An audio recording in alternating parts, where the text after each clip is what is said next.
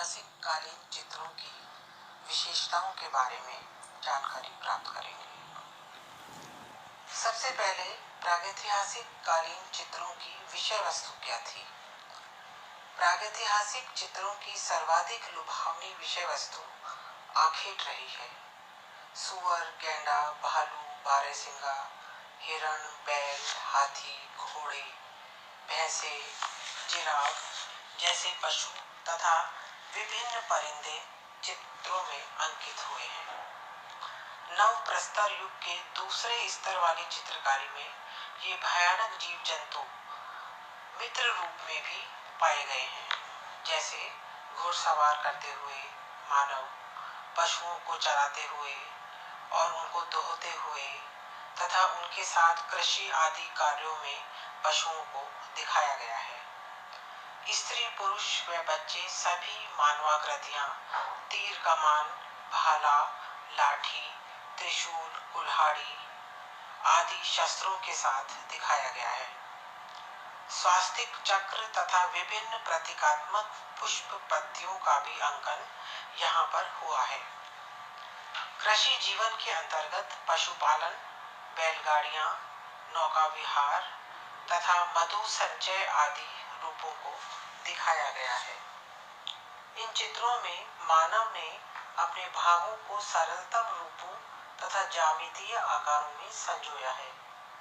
यह कृतियां आदिम मानव की बाल सुलभ प्रकृति की उत्तम झांकी है तथा इन चित्रों में प्रागैतिहासिक युग के मनुष्य का संपूर्ण इतिहास संचित है। अब उन प्रागैतिहासिक चित्रों की जो माध्यम था बनाने का, वो क्या था।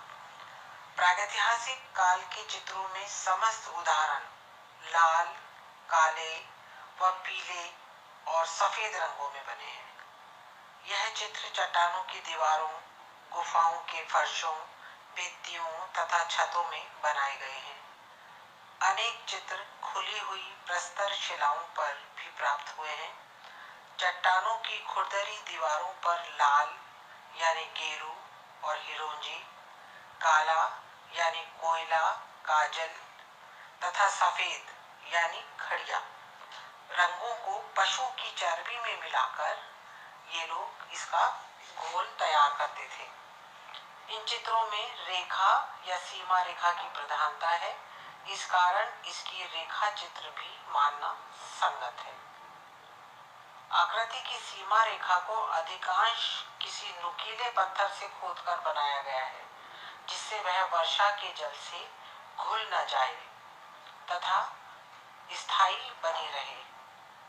सामान्यतया 2-3 रेखाओं में मानव आकृति का निर्माण किया गया है और कभी-कभी चौखुटे धड़ में मनुष्य आकृति बनाई गई है, जिसमें तिरछी और कभी बड़ी रेखाएं भी भर दी गई हैं।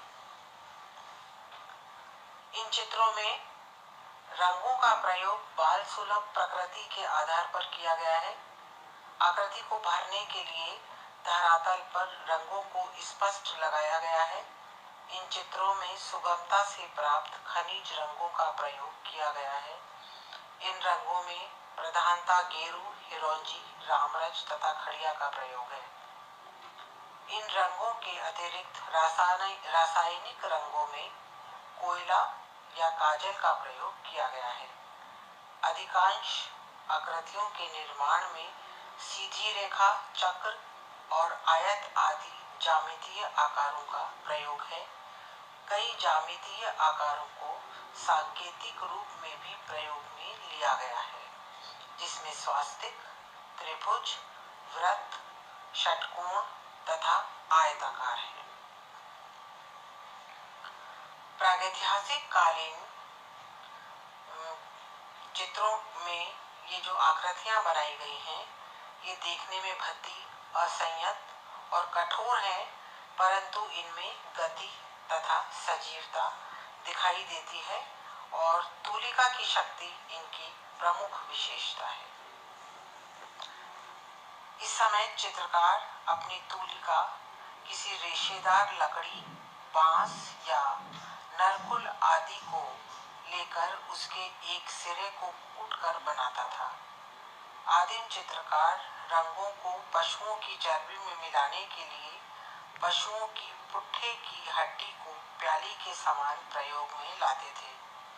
यद्यपि अधिकांश चित्रकारी के उदाहरण रेखा और स्पष्ट रंगों के प्रयोग से बनाए गए हैं, फिर भी कहीं कहीं गोलाई का आभास होता है।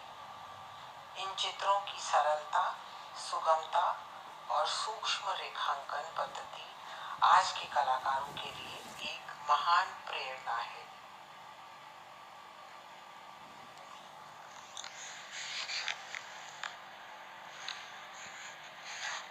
इन प्रागैतिहासिक चित्रों में कहीं भी आकाश, बादल, पेड़ पौधे, नदी व पर्वतों का अंकन देखने को नहीं मिलता, जबकि वह प्रकृति के रहस्यों को समझने में जुटा हुआ था।